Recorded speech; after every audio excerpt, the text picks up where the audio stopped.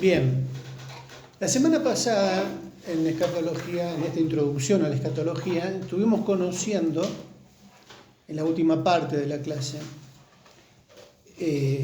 una teoría relacionada con el postmilenialismo, aunque algunos por ahí no la asocian con un postmilenialismo estricto, pero sí tenía que ver con una doctrina que se conoce como el dominionismo o el reino ahora. ¿Se acuerdan?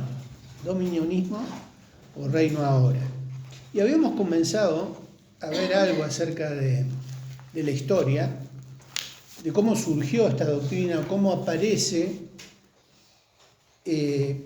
después de lo que fue la decadencia del postmilenialismo, y a mediados del siglo pasado comienza a resurgir con estas corrientes. Yo con lo que estuvimos hablando me quedé pensando, si no existiera el premilenialismo y tuviera que elegir entre post y a, el post no lo elijo ni a palos, ¿no? ¿El post qué? El postmilenialismo no lo elijo ni a palos, me iría para Claro. si no existiera el premilenialismo.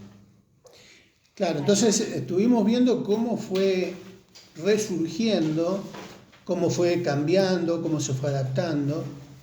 Habíamos visto algunos de los autores como Herb Polk y David Chilton. Estuvimos viendo algunas de las características, porque no es lo mismo dominionismo que reino ahora, estrictamente. Una cosa es el dominionismo, otra cosa es el reino ahora. ¿Qué propone el dominionismo? ¿O en qué se diferencia con el reino ahora? ¿Se acuerdan?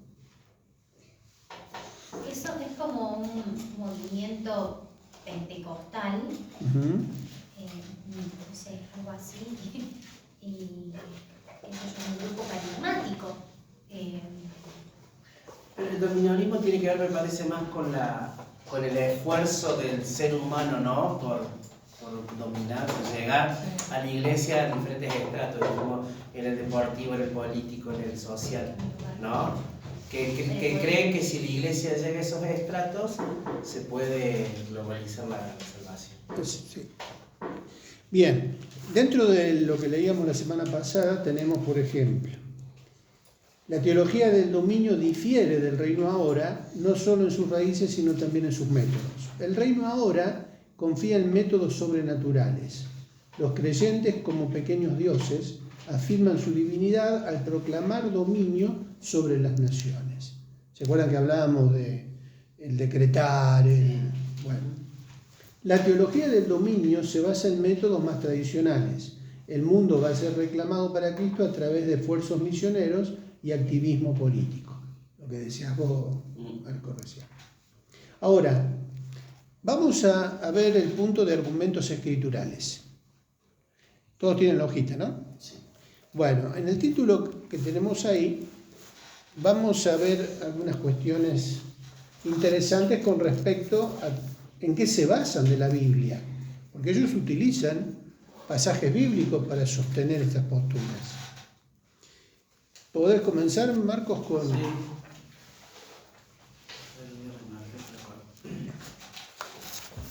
Dice: hay tres escrituras angulares que a menudo son usadas para justificar las doctrinas del reino ahora dominio.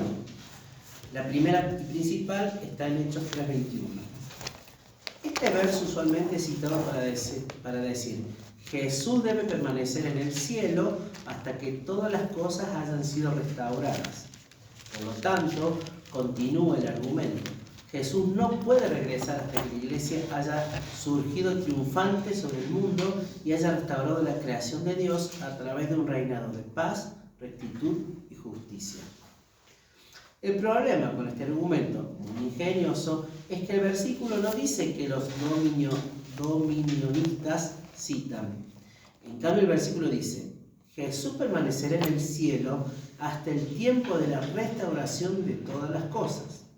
Lo que el versículo en realidad dice es, por lo tanto, prácticamente diferente de la sutil paráfrasis dominionista de él. Leo el versículo 21 antes que sigas. Dale. A quien de cierto es necesario que el cielo reciba, pues, refiriéndose al Señor, ¿no?, hasta los tiempos de la restauración de todas las cosas. de que habló Dios por boca de sus santos profetas, que han sido desde el tiempo antiguo. Ese es el versículo que usan. Textual. Hasta los tiempos de la restauración de todas las cosas. ¿Te quedaste mal con qué parte? Sí, sí. El versículo significa exactamente lo que dice. Jesús debe permanecer en el cielo hasta que sea tiempo de la restauración de todas las cosas. Entonces regresará y restaurará la creación y restaurará el dominio de Dios sobre la creación, tal como fue profetizado por los profetas hebreos. Véase por ejemplo Isaías 11, 3b y 9. Ahora, ¿quién va a restaurar todas las cosas? El Salvador. ¿Eh? Jesucristo, Salvador. No la iglesia. ¿Qué es lo que sostienen los dominionistas? Que la iglesia tiene que restaurar, tiene que llegar a un punto ideal para que Jesús pueda volver. El segundo texto escritural que los dominionistas señalan a menudo es Mateo 24:14, que dice que el Evangelio del Reino debe ser predicado en todo el mundo antes de que el fin venga. Este versículo, dicen ellos, requiere que el mundo sea convertido a Cristo antes de que Él regrese. Eso, ¿cómo se llamaba eso cuando que se convierte todo el mundo? Tiene un nombre. Universalismo. Universalismo. Sí. Pero este versículo no dice que todo el mundo debe ser convertido, solo dice que el Evangelio debe ser predicado a todo el mundo. La iglesia está predicando hoy el Evangelio por todo el mundo, pero incluso así, no toda persona lo oirá sino hasta el final del periodo de la tribulación, cuando un ángel de Dios será enviado a proclamar el Evangelio a cada nación y tribu y lengua y pueblo. Apocalipsis 14:6. Luego Jesús regresará triunfante a establecer su reino desde el monte de Sión en Jerusalén. Apocalipsis 19 y 20. Este es el segundo texto. Sí, ahí viene el tercero. Sí. Y el tercero dice, un tercer texto usado algunas veces por los dominionistas es Romanos 8:19, que dice que el anhelo ardiente de la creación es el aguardar la manifestación de los hijos de Dios. Esto se interpreta para significar que la creación será redimida mientras la iglesia madura, se purifica y extiende su influencia sobre la tierra. Pero el contexto de este pasaje aclara que el versículo está hablando acerca de la resurrección de los santos, no de la madurez de los santos. La resurrección revelará a aquellos que verdaderamente son los hijos de Dios, versículo 23, en ese tiempo que la maldición sea removida de la creación, no antes, versículo 21. Bien, más o menos se van entendiendo estos tres pasajes que usan para sostener la postura. Entonces, el primer pasaje de qué habla, De la restauración de todas las cosas, sería como el plan de salvación. Como que No. Jesús no viene si no se... No está todo restaurado. Claro, La está- iglesia Eso, no- sí, si lo eso vea. quise decir. claro. Si nosotros no hacemos nada. O sea, la iglesia tiene que encargarse de dejar todo acomodado, Sí, todo sí, listo para el que escenario listo. el Señor pueda volver, ¿no? El segundo habla de que todo el mundo tiene que no solo conocer el Evangelio, sino aceptar a Jesús, por lo que Claro. declara. Claro, se tienen que convertir, todos los que se tienen que convertir para que Jesús pueda volver. ¿Dice eso el texto? ¿Que usan? Sí. ¿Qué dice? Que sí tiene que ser predicado el Evangelio a toda criatura, pero eso no garantiza que todos van a aceptarlo, ¿no? ¿Y el tercero? Para ti. El segundo era, perdón, Eh, el segundo. Mateo 24:14, que dice que el Evangelio del Reino debe ser predicado en todo el mundo antes que el fin venga. Este versículo, dicen ellos, requiere que el mundo sea convertido a Cristo antes que Él regrese. Y eso es lo que Marcos decía, el universal. Claro, el universalismo tiene que ver... Eso sería. Lo que pasa es que el universalismo va más allá y no tiene que ver con este tiempo escatológico, sino con que Dios envió a su Hijo para morir por los pecados de todos y por lo tanto Dios no va a mandar a nadie al infierno porque ya Jesús pagó por los pecados y todos aquellos que de alguna manera digan que creen en Dios, no importa cómo hayan vivido, van a ser salvos igual. Hasta Satanás puede ser salvo, hasta Judas puede ser salvo. O sea, el universalismo es como que Dios es amor y el amor de Dios cubre todo pecado. O sea que el segundo punto sería que todos tienen que ser convertidos para que Jesús retorne. Eso Claro, sería. porque la iglesia tiene que convertir, Sí, tiene que sí. ganar con el evangelio a todo el mundo para que Jesús pueda volver. Que va de la mano con el primer punto. O sea, si vemos la postura de ellos, va muy de la mano con el primer punto. Claro. La iglesia tiene que restaurar todo. A todos, ¿no? Y también está relacionado con el tercer texto. ¿Se acuerdan? El anhelo ardiente de la creación es el aguardar la manifestación de los hijos de Dios. Dice, esto se interpreta para significar que la creación será redimida mientras la iglesia madura, se purifica y extiende su influencia sobre la tierra. No lo entiendo. No, O sea yo que tampoco. si ellos extienden su influencia en la tierra, lo convierten a todo y recién ahí vuelve, algo así. Pero eso es el segundo. Es Ahora el estamos en el Claro, estoy tercero. tratando de relacionar. El segundo y el tercero no No, entiendo por qué. el tercero tiene que ver con la creación, con la naturaleza, con la ecología, ¿no?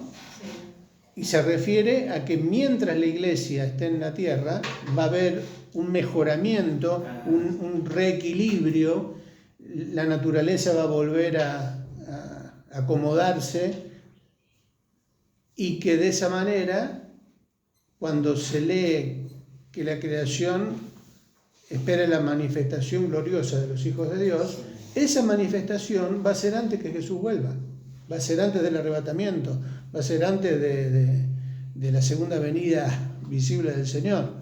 O sea que para que también el Señor pueda volver, la naturaleza tiene que reacomodarse, volver a un equilibrio, a una restauración, cuando en realidad eso leemos que Jesús lo va a lograr cuando reine en el milenio. Esta es muy tomada de la pena. Las otras dos La otra la hay que una coherencia, pero esta es muy tomada de la pena. Ahora, si vamos al texto, leímos el texto Pero de... nada, tiene razón. ¿A qué se refiere el texto? A ver, no sé. Porque ahí habla de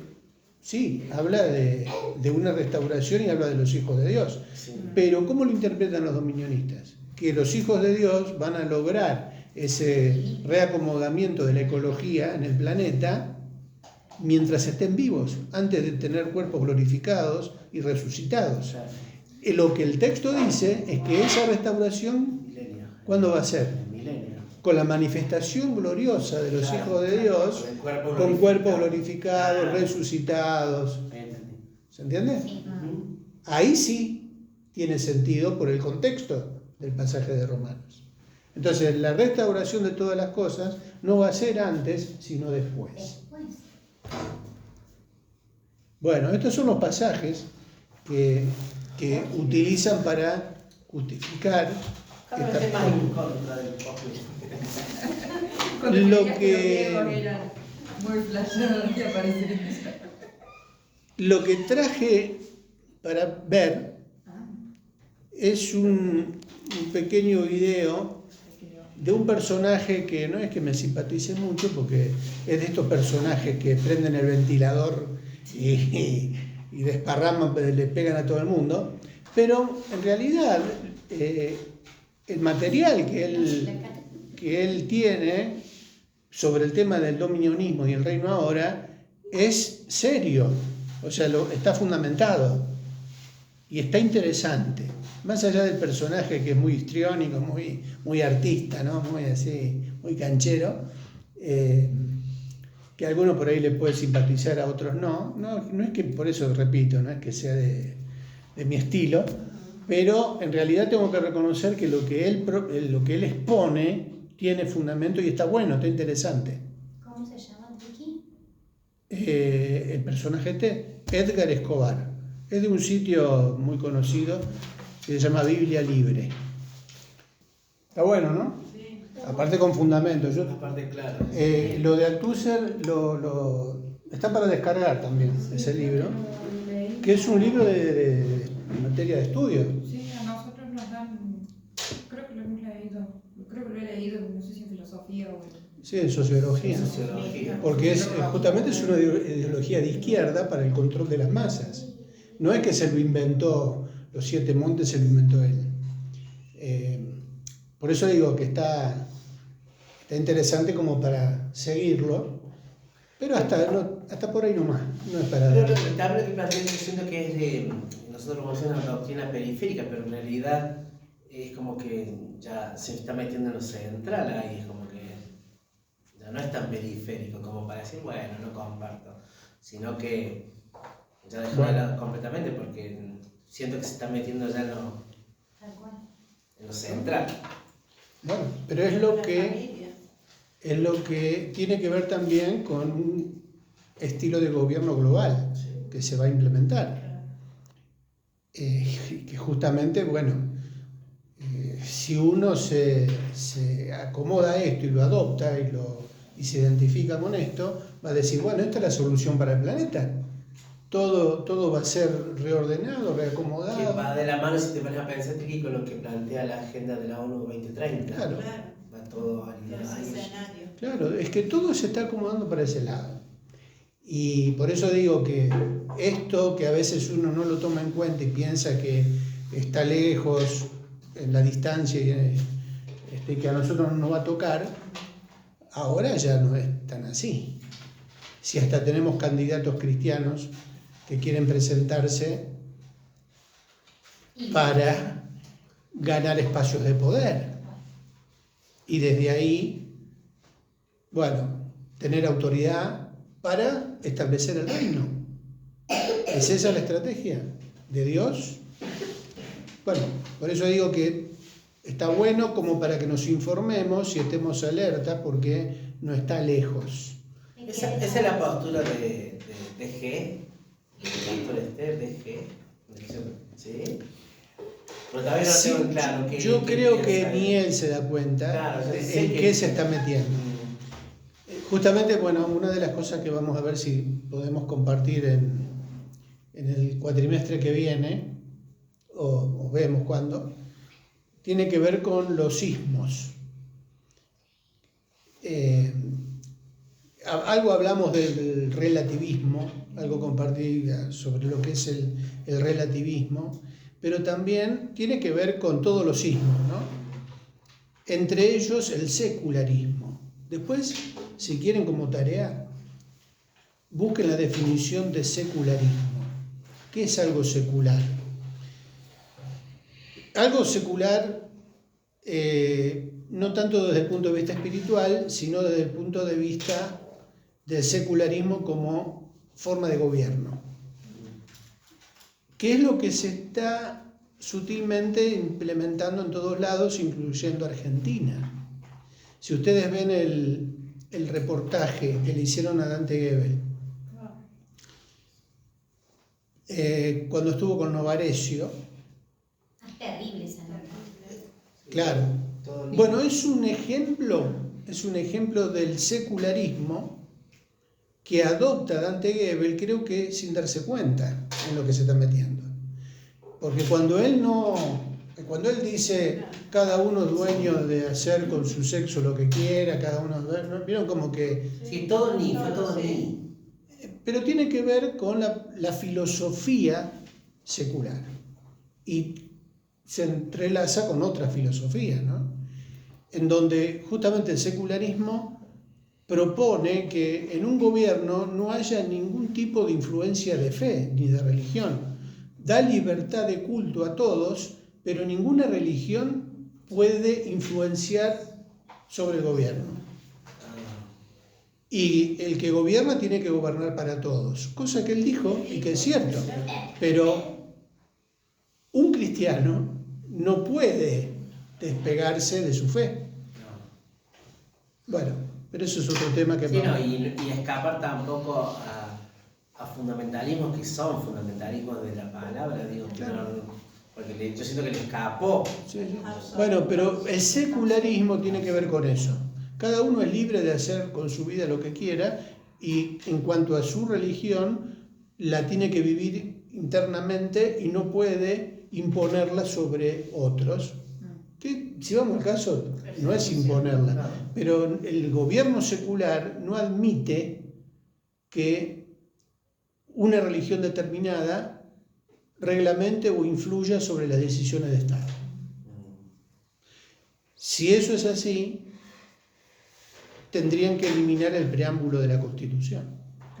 Porque ¿qué dice el preámbulo de la Constitución Nacional? Nosotros, los representantes del pueblo de la Nación Argentina, reunidos en una parte que dice, invocando la protección de Dios, fuente de toda razón y justicia. Eso lo tendrían que eliminar. Bueno, no quiero avivagile, pero justamente el preámbulo de la Constitución reconoce a Dios, al Dios de la Biblia, como fuente de toda razón y justicia. Por lo tanto, todas las leyes tendrían que ser coherentes con esa fuente Bueno, de toda pero razón. compartía también Marcos el domingo, o sea, las bases. Al principio fue así. Tal cual, sí. Bueno, pero es lo que se está perfilando en el mundo de hoy y que es bíblico. No nos tiene que extrañar, sí nos tiene que enseñar para advertirnos, para que no nos tomen de sorpresa algunas cosas y para fijar nuestras posturas firmes, ¿no? Por eso para esto sirve la escatología también, porque al enterarnos de todo esto, sabemos lo que va a venir para el mundo, pero también la necesidad que tenemos de tener claros los fundamentos de nuestra fe para poder también predicar el evangelio de salvación a los que son candidatos al engaño. Triqui y Charlie Kirk. Yo no puedo creer que está dentro de este... Sí, yo cuando a él lo mataron, al principio era como una víctima, fue una víctima, ¿cierto? Sí, sí.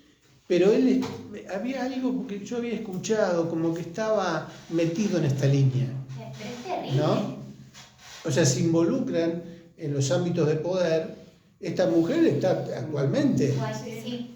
Y- Ella está actualmente. Y lo que se vio acá es una partecita de toda la tienen como una consejera espiritual de Estado, como un elemento para consulta.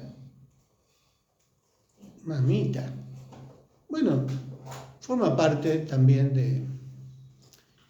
de lo profético, de lo que está preparado, que tiene que suceder. Vamos a terminar entonces con conclusiones no escriturales. La falta de fundación escritural ha conducido a los teólogos del reino ahora, dominio, a conclusiones que son completamente antibíblicas. Consideremos estas conclusiones una por una. Primer punto, los judíos. ¿Se ha lavado Dios sus manos de ellos? Los dominionistas claman que sí, pero Romanos 9 al 11 enseña claramente que los judíos aún son el pueblo escogido de Dios y que Dios pretende traer a un gran remanente de ellos a la salvación en Jesucristo. La desobediencia de los judíos no ha anulado las promesas a Israel, porque los dones y el llamamiento son irrevocables. Romanos 11, 29. Punto B. El mundo. ¿Será convertido el mundo a Jesús, como estos postmilenialistas reavivados afirman? La Biblia enseña que la vasta mayoría de las personas siempre rechazarán el Evangelio.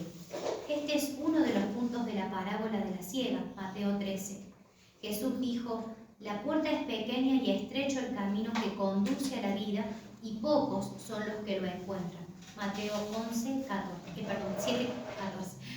Punto C. La Iglesia. ¿Es la misión de la Iglesia convertir a todas las naciones?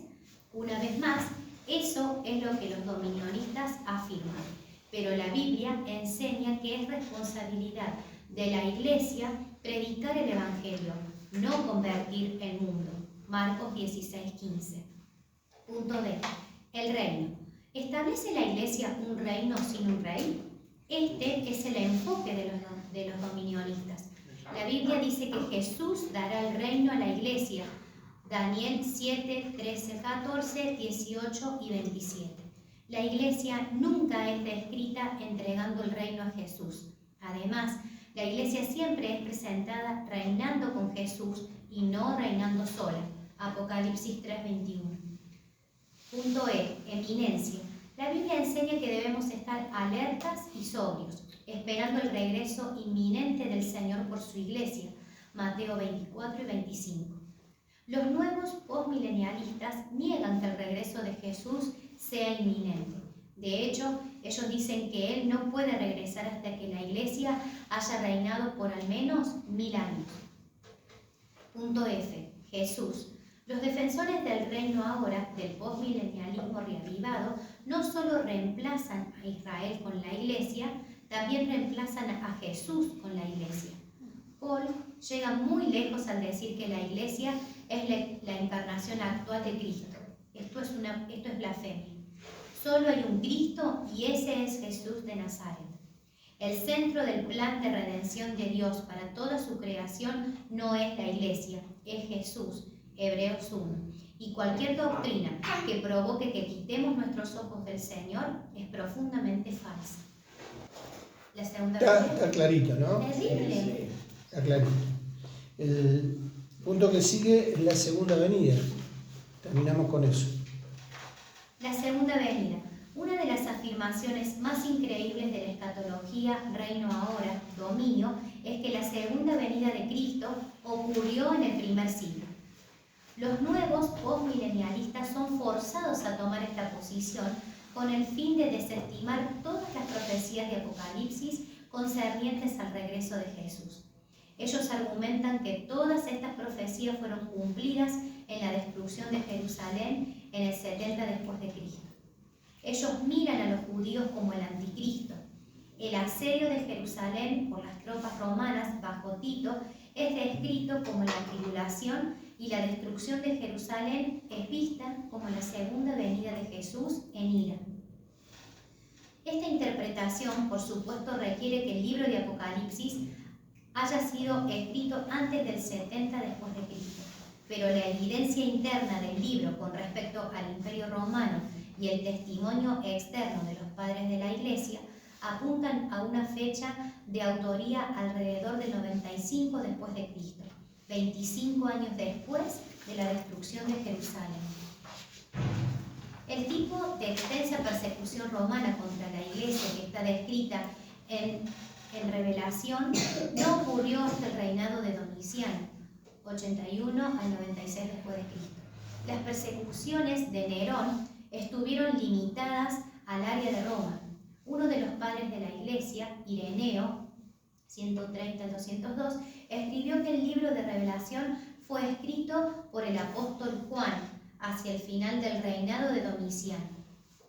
Ireneo fue discípulo de Policarpo, 70 al 155 después de Cristo, quien a su vez había sido discipulado directamente por el mismo Juan. La evidencia que el libro de Apocalipsis fue escrito después de la destrucción de Jerusalén es simplemente abrumadora. Solo este hecho destruye completamente la fundación total de la escatología dominionista. El concepto absurdo que la segunda venida de Cristo ocurrió en el 70 después de Cristo nos recuerda a dos individuos de la época de Pablo, Himeneo y Fileto, quienes argumentaron que la resurrección ya se había llevado a cabo. Segunda de Timoteo 2, 17 y 18. Pablo descartó su afirmación como profanas y vanas palabrerías que conducirán más y más a la impiedad. Segunda de Timoteo 2, 16. Haríamos bien en seguir el consejo de Pablo con respecto a la afirmación dominionista que la segunda venida ocurrió en el primer siglo. Bien, creo que tenemos bastante información detallada sobre lo que estas corrientes proponen. No le dan los números. No dan los números, son unos herejes. No le dan los números. Yo no entiendo cómo. Siguen sosteniendo. Claro, porque cuando vos escuches desde el punto histórico te das cuenta que no te dan los números, es raro. Pero el hecho es que están. Sí. Están y están ejerciendo influencia. Pero ahora entiendo más lo que vos decías, que a veces hay iglesias que comparten parte de esta postura, capaz que sin saber la profundidad, ¿no? Algunas cosas que... Claro, claro. Esto de proclamar... Bueno, esperemos que esto nos sirva para estar alertas, pero también para prepararnos y por lo menos saber explicar las doctrinas centrales sobre lo que la Biblia dice con respecto a la segunda venida del Señor y las cosas que van a pasar en el mundo. ¿Oramos? Marcos. Señor, te doy gracias por la noche más de Dios, de poder compartir, Señor, amado, tu palabra, de poder entender, de poder profundizar, de poder analizar, Señor, por sobre todas las cosas, Dios mío, que nos ayuda a fortalecer nuestra fe, Señor, es saber en quién creemos, dónde estamos parados, Señor. Gracias por esta oportunidad, Señor. Yo te ruego que, como nos enseñan, que es una palabra activa, nos ayude, Señor, también a poder ponerlo en obra, Señor, a poder hablar a otras personas, a poder debatir sanamente, Señor amado, pero por sobre todas las cosas con el fundamento, Señor, que estamos aprendiendo, que es tu palabra, Señor. Líbranos, Dios mío, de todo tipo también de contradicciones o de confusiones, y que siempre, Señor, podamos tener la luz de tu palabra para poder, Señor amado, caminar contigo hasta que tú vengas, Señor. Te esperamos, Señor amado, todos juntos decimos: ven pronto, Señor. Es el deseo y el anhelo que tenemos, Señor. Te agradezco por la oportunidad. Bendice a mis hermanos, bendice a su casa, en el nombre de Jesús. Amén. Amén.